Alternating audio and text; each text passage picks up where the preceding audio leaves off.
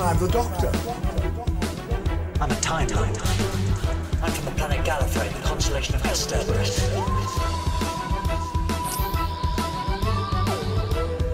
I see rat. Time and relative dimension in space. It means life. Greetings, humans, Daleks, Time Lords, and Scribble monsters. You are listening to Exterminating Doctor Who on Utter Radio. This is the show to take unpopular episodes of Doctor Who and ask if they're really all that bad. With your hosts, Aidan Gula. And me, George Ellis. And in today's episode, we are talking about Series 2's Fear Her. This is an episode we recorded a while back, actually, A wee while ago. Before our Utter Radio debut. Until we're now famous. Yes, this was something I intended on doing on my own, as I said in episode 1, so George joined me for an interview. At that time, he was just a guest. Yeah. I was the only host. I was a guest. Since then, he's become my beautiful co-host. So You heard it here, folks. I am the beautiful co-host. yes, so I have edited down this pre-recorded interview and prepared it for your Listening pleasure. ears. Towards the end, you might notice there's a slight problem with the audio quality, but that was just something that was wrong with my home studio mic at the time. I've since sorted that, so it's all fine. It's much better recording in the studio. So if you think you're hearing a weird noise, no, it's not your headphones. That was just a problem with the file. But I've tried to edit it down, denoise it as much as possible, so hopefully it should be okay. Enjoy. It. And that holds on to many episodes. There are many episodes that are traditionally seen as, well, bad. But there are some that I thought, you know what? When I was 6, I didn't mind that. And Fear Her, the topic of this episode, is a great example of that. Because the parodies, the memes I see about Fear Her, about just how bad it is, are endless. That and Love and Monsters, which of course is inevitably going to be another episode of this podcast. Maligned to death. Everybody hates them. But you know what? Sometimes I actually don't mind them. I watched Fear Her not too long ago. I couldn't put a date on it, but not long ago at all. And you know what? I was watching it expecting to go, I'm grown up now. I've done a year of a film course. I'm going to be able to criticise this. But there was bits that I thought, yeah, this is questionable. But other bits when I thought, this isn't as bad as people make it out to be. Yeah. You can kind of... Yes, no, I get you. Shall we get on to talking about it now then? Yeah, well, this is our lead in. I was expecting you to battle that with well, Aidan, no, it is bad. Listen, I'm used to podcasts doing a big kind of, this is a big section, but if we're going to do it more subtly, then yes, I'd say I do disagree with you. I think it's definitely got certain aspects which you can enjoy, but I just think it's so out of place and feels so different to the rest of the entire series, really. It doesn't quite work, personally. Mainly, if I'm going to pick out one thing, it'll be the fact that it just feels, I'd say, cheap in a way. It feels like it's not quite a budget saver sort of crammed into. But I've seen budget saver episodes. The Midnight Train, I think it's called, is such a good... It's a classic budget episode. You have a small space. That's the one. Why did I call it Midnight Train? Midnight Train going anywhere. No, but it's such a good episode, that one. And it shows you that with a low budget, you can really make things work. Hell, we know that low budgets can work. We have no budget for this. Well, yes, that's true.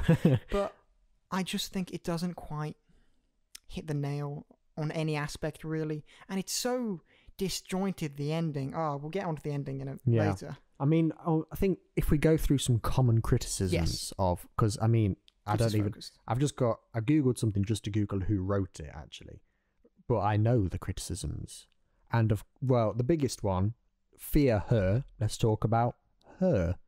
One of the biggest criticisms of this episode is the little girl, both the characterization of the girl being, I am Chloe Webber, who is possessed by an alien that just wants to be with their family, so possesses... Like E.T., but mean.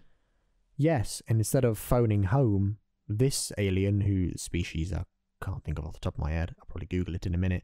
But this alien decides to kidnap children to make their own family, essentially. Both that concept as well as the poor child actors acting are commonly criticised as being, no.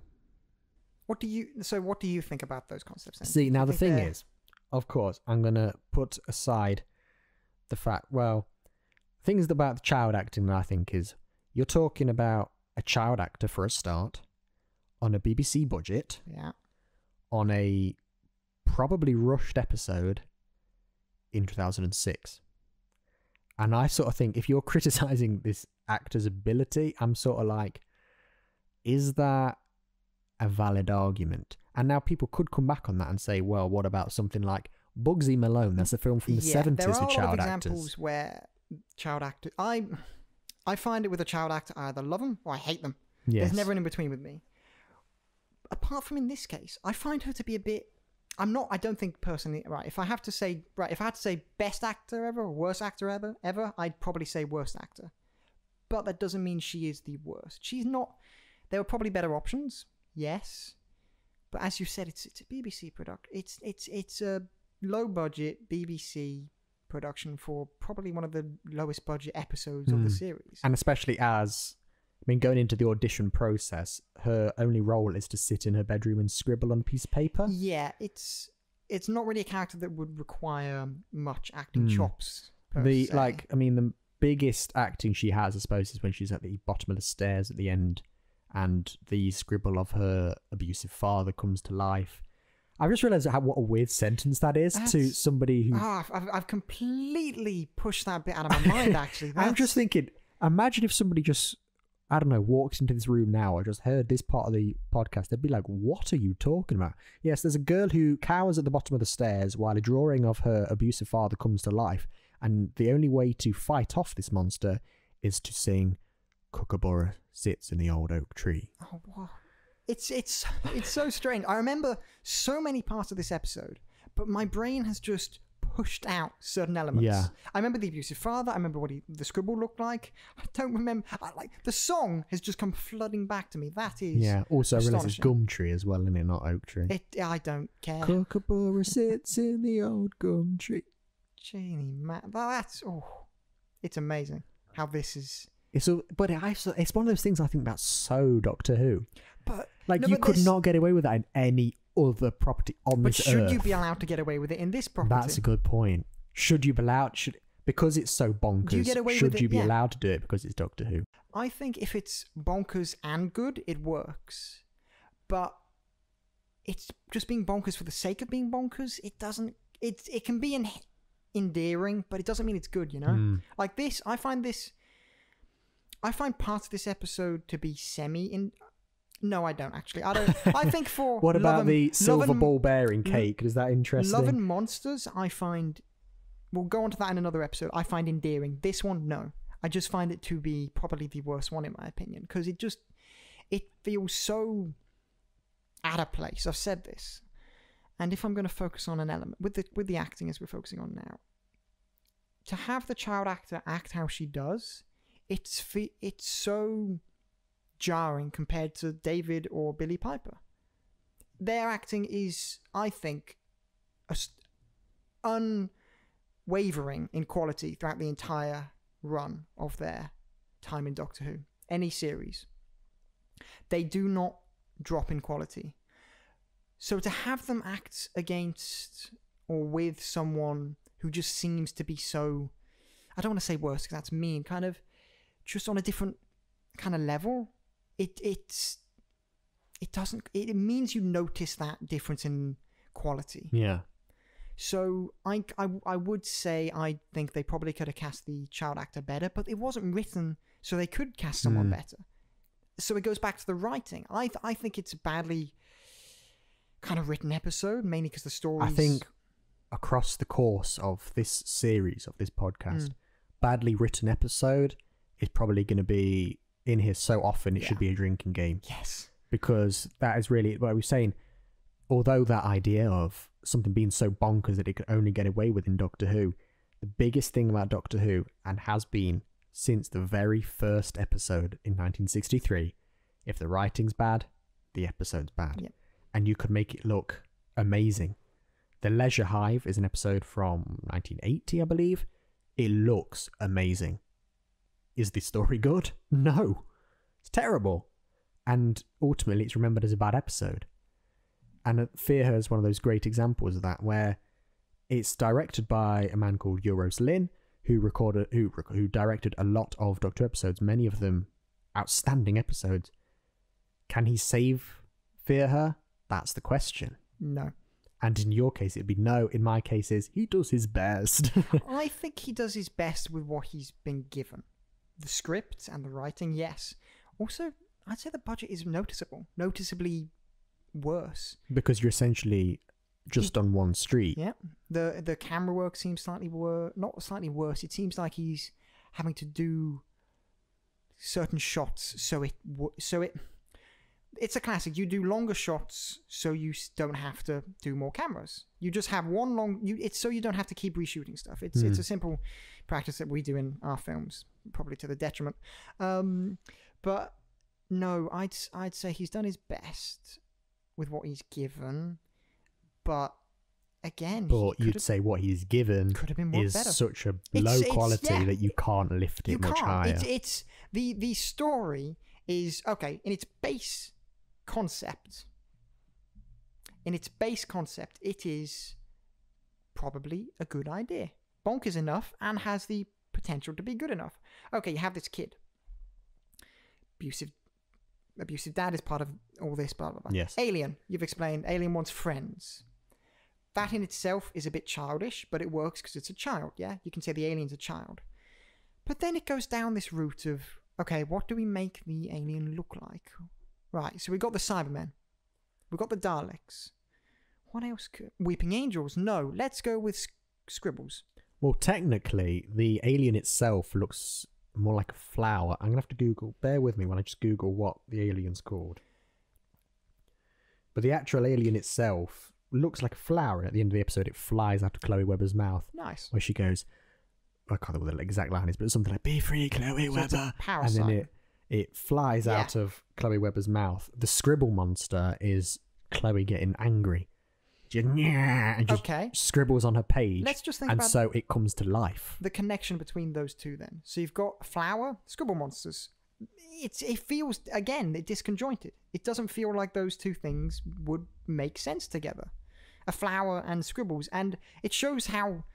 Like, I saw this, to be fair. I'd say I can remember most of it, but it's these kind of elements that I've kind of pushed out because they're forgettable. And I feel like if no Doctor Who script, it's so bonkers, it shouldn't be forgettable. Yeah. No part of it should be forgettable, and it should all make sense. Although it's like Doctor Who, it's science fiction, it should always make sense in a sense that you can understand it. You know, it makes sense in the universe, like Jedi, lightsabers. Yes. Kyber crystals, it's all explained in universe, so it should always connect. So a flower and scribbles, the scribbles are just her being angry. It's her interpretation of the flower parasite thing. The Isolus. Just Googled it. The Isolus it's called. I will give them that. That's quite a good name, to be fair, for an alien.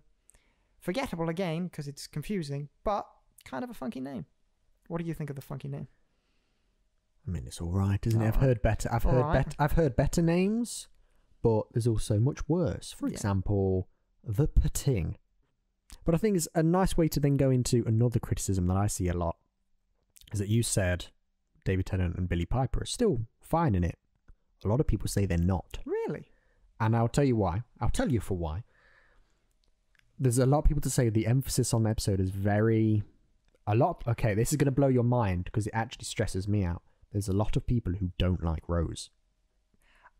And to me, that hurts me a bit. To me, that's mental because that's my companion. Do you know what I mean? I was 4 when Doctor Who came back. So I was, 5 when she left Doctor Who, and then 7 when she came back to Doctor Who. So to me, it's very much like Rose is my era of Doctor Who. When I went to the Doctor Who club in my school, when I was in 6th form, the children in that class hated Rose. And in the house that you're in right now, somebody who lives here hates Rose. Where are they? They are upstairs. Yeah. You've got your headphones on, so don't go running away. But no, a lot of people don't like Rose, and a common criticism is that the relationship was in episodes like Fear Her, it's way too heavy. And it's like, sort of a bit like, okay, we sort of want a bit more sci-fi concept over, hi, we're the Doctor and Rose, and we're in love, la la la la la la. Well, we don't just see them. We don't see one day of their life, then the next day. We see we jump around. That's part of Doctor Who. You jump around time. Yes. So really, we get an idea of their timeline. We don't see every part of it, though, do we? It's like with any TV show. I would say, David, maybe the Doctor's characterization is a little bit weirder in this episode.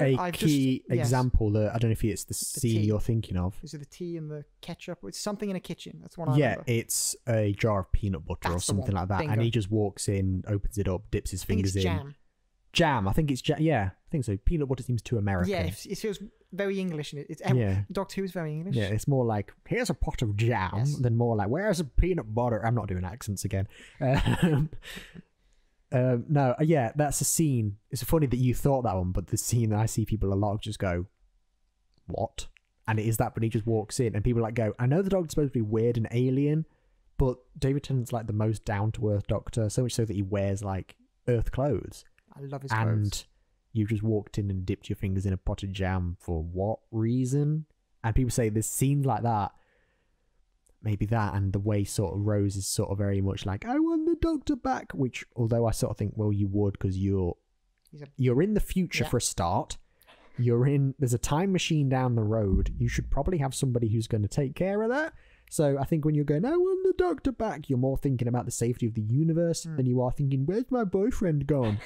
So people say things like, but people say it's like there's these jarring scenes like that, and they just go, what? That's not the Doctor Who we want to watch. Okay, right.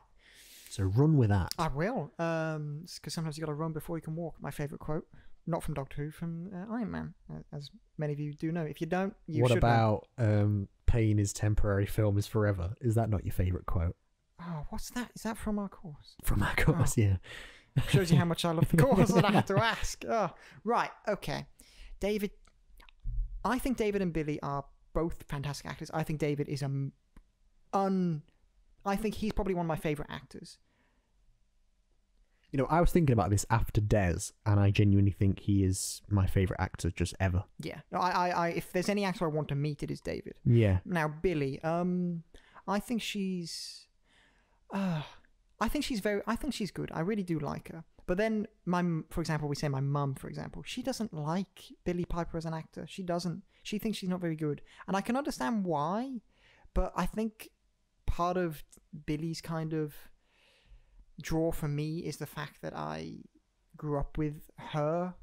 If I'm completely clear here, my favourite actor, my favourite companion for Doctor Who in David Tennant's era will be Martha. I know most people don't actually think that, but I really do like Martha to be my favourite companion. Yeah, Billy isn't my favourite, but Billy is probably my second favourite companion. My least favourite being Donna, which I'm genuinely going to throw something at you. Yeah. But doesn't mean I don't like her. I do like every single companion for David's era. But I would say David in this episode is the best actor there. Because when he did the jam bit weird. Again, that's the writing. Bit weird, but I think he played that quite well. And you got to remember the Doctor is a character who has been alive for many years. So maybe in a situation he's going to be more of a child, bit more childish in a certain situation. Does this kind of, at that time, did it seem like a world-threatening, world-ending event? No. So would he act like he needs to save the day again? He's just helping a kid out. That's what he would thought at that time. At that stage, yes. Yeah. Of course not. Of course, it's Doctor Who, so it's always larger than life. Yes, and when everybody in that stadium at the end goes missing, I think the threat amps up a little bit. But yeah, no, I just think in that moment it maybe shouldn't have been done exactly how it was done, but I think it kind of works. And then if you look at Matt Smith in his start of his era, outlandish, out there, I'd say if you put Matt Smith's in David's shoes in that situation, would anyone really have batted an eye at it? Probably not, actually, thinking about it. If that had been Matt Smith's Doctor, That seems very on character. And you've got to remember that the Doctor is... This is one thing I'm adamant about in Doctor Who. The Doctor is every single incarnation in one. In most with the versions, there's always an element of the Doctor that comes out more, because remember, they're different personalities. They're not different. What's the word for it? It's kind of like different outlets for certain parts of his character, each incarnation of the Doctor. But every incarnation is still that person. Yeah. He's the same person, same memories. So I think I can let that jam bit slide. Go. I think there are much bigger catastrophic turns in Doctor Who than the Doctor putting his fingers in a pot of jam. To be fair, who hasn't put Which their is fingers in why... a pot of jam? Well... Not me, but I would if. Yeah, I'm thinking. I don't think I ever have. Okay, that was a bad point. But I would. I'm not that barbaric.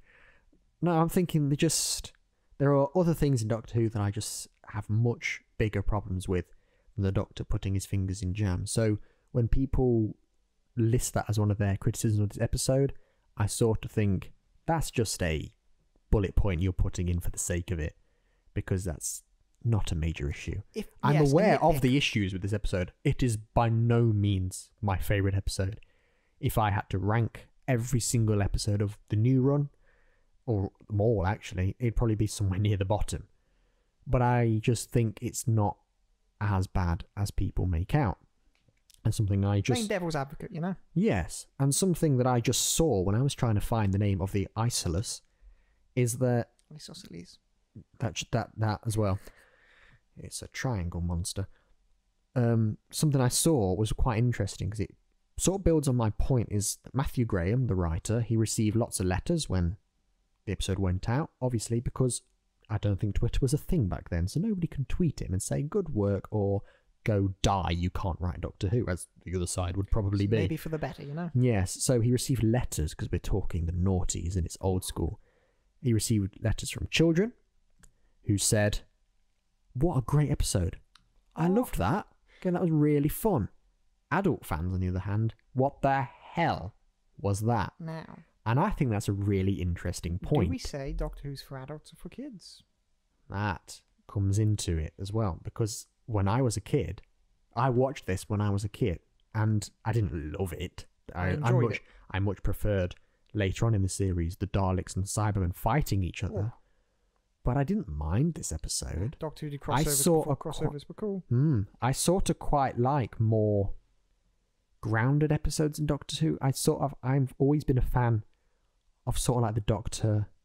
It's really strange to say, but it's like I quite like the Doctor just sort of everyday life sort of episodes, which is why another one I really like that some people criticise a lot of is the Matt Smith episode, The Lodger, when he moves in with James Corden before he went to America.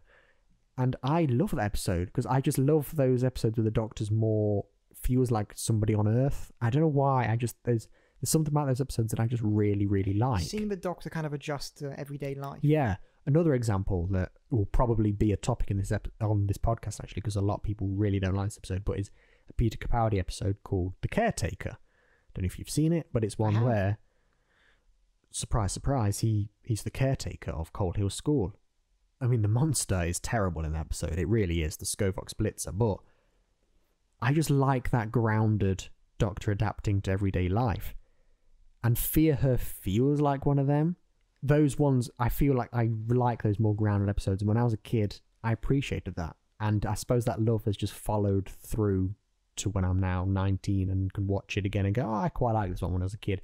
And that hasn't really gone away. There are things, and it's not like just a nonsense nostalgia thing, because there are things that I watch, like the old pre-MCU Marvel films.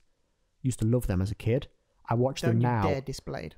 Blade's still alright, but Daredevil, for example. When I was a kid, I loved Daredevil. Like, absolutely loved it. Wow. But then the TV series happened. Kind of showed you what it could have been. And I grew up, and I tried watching Daredevil again. I couldn't get through 10 minutes of it. I was just like, what is this? And that's how I'm saying, like, it's not just blind nostalgia. There aren't just things like, I loved this as a kid and so I still love it. There are things I do turn on. Same reason I don't want to ever revisit the Tobey Maguire Spider-Man films. I love them Because no, I know I'm them. gonna. Because I know I'm gonna. Them. But I know I'm gonna find faults with them now. Okay, fair enough. Don't watch them then. Don't. So I don't want to watch them. I want them to live on in my childhood memory. Yeah. But something like Fear Her, it's weird that Fear Her hasn't done that to me. Why do I watch that now but don't find those problems that's the reason with for it? this podcast, you know? Yeah. And that's why I'm saying, like, if you... there is a love that comes for the episode that I just think... Not a love, but it isn't... Appreciation. Yeah, it isn't... We don't have to treat it as the episode of, oh, it's that one with the Olympic torch and the flower monster and the scribble monster and the dad picture that comes to life. Because you can have a lot of fondness attached to it. And I think really sometimes that feeling overrides the Doctor putting his fingers in potty jam. I like that bit. But no, as kind of a parallel to what you were just saying then, with just because I'm doing the negative side of this argument doesn't mean I don't have a fondness for some stuff from when I was a kid. I love most David Tennant era, but for me, it's like if you look at Batman the Animated Series, that is something so me. A lot of you probably won't even know what that is. If you do, great. But this is just me saying... I'm sure they will. This will be super nerds listening to this. Right. But I absolutely adore Batman the Animated Series and Batman the New Adventures, which was kind of the season 4 kind of time of Superman thing. I adore those. I love every single episode. I probably have a ranking system, but I can watch any episode anytime of that series. So I do definitely have a nostalgia for it, but same with Aidan. I'm not held captive by it. Yeah. So although I'm talking the negative in this argument, doesn't mean I'm not kind-hearted. You don't dismiss everything. Yes, that's the thing. There's one of the things I can support with this episode is that the budget and the script ambition do not match. And I'd say it's fine on the street. Perfectly fine. It's when you hit the Olympics. Because the graphics, the way they make the Olympics look, which is essentially a black backdrop with the Doctor holding a torch, looks cheap. And that's the only time I bet when Matthew Graham was writing it, but I thought, this is great, low budget, they're on a street, it's fine. When he threw the Olympics in, that's what I think really gets the crutches of why this looks low budget. Do you think he maybe got carried away? Like he'd written most of it Probably. and was like, okay, let's have a big bang. What's relevant right now? Because it's obviously set in 2012 when we held the Olympics. So it's set 6 years in the future. And I could imagine, probably on his first draft, it wasn't in 2012. I can imagine it was probably in 2006. I'm just speculating here. I have no idea. It could have been from 2012. This is not fact. This is speculation. His whole idea could have come from 2012. Who knows?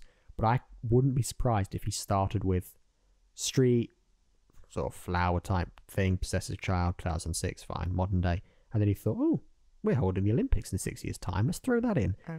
And that's when the budget was like, hold on, how are we going to do that?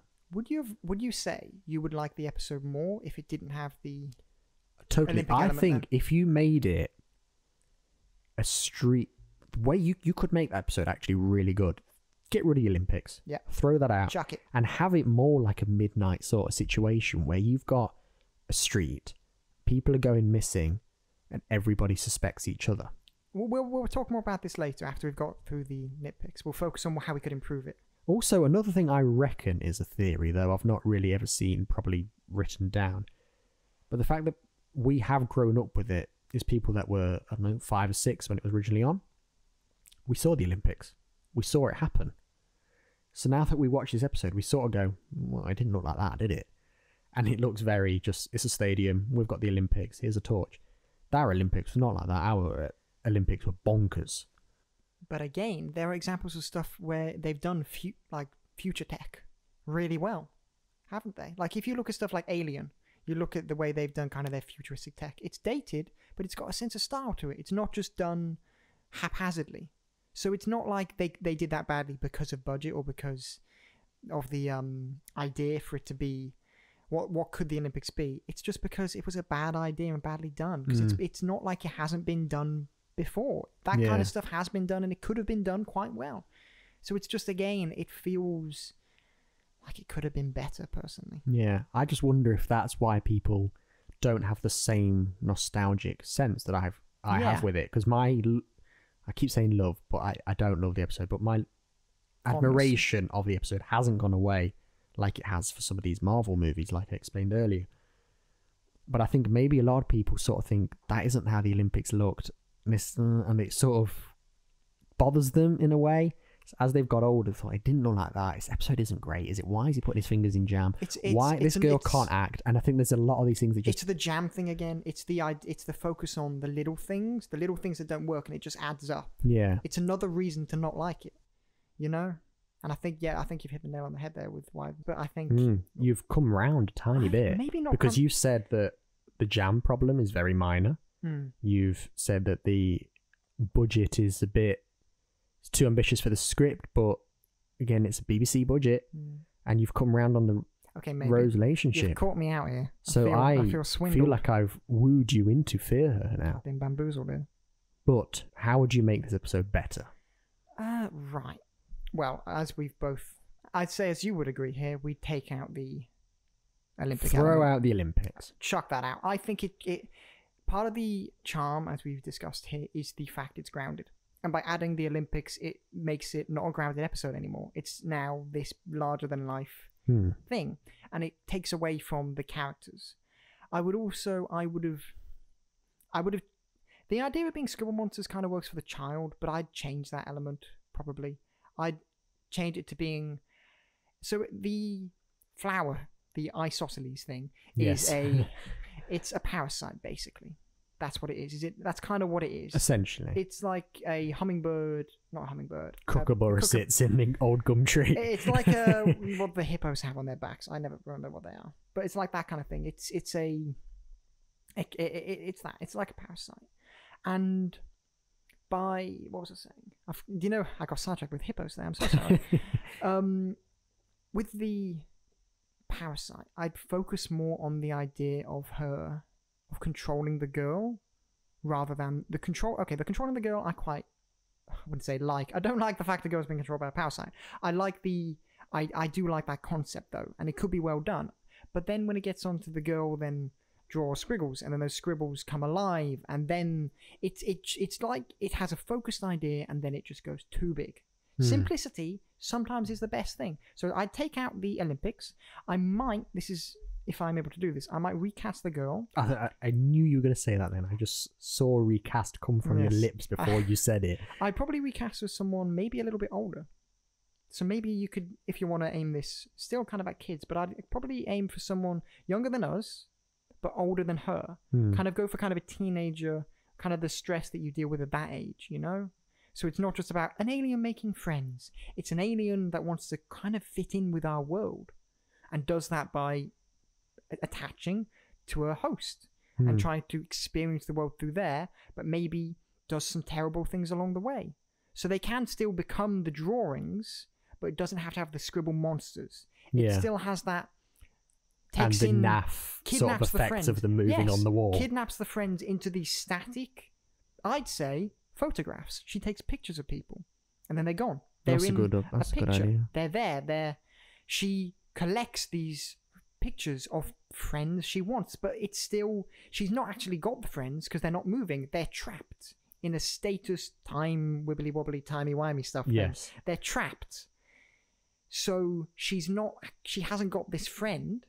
She's got this idea of maybe these guys are my friends, or maybe they could be my friend. So it's the idea of the alien discovering that to make friends, you don't kidnap them. You learn. You want them to be happy, and you want your friends. You don't want them to be trapped. You want them to be happy.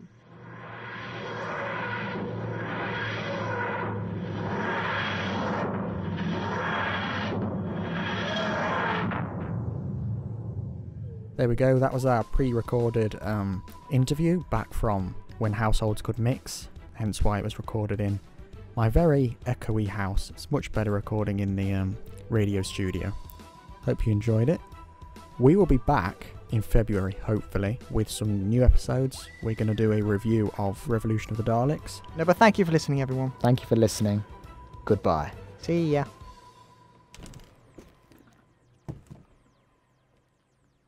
Okay, now. Do I click stop? Hey? Do I click stop? Yes, I'll do it in a moment.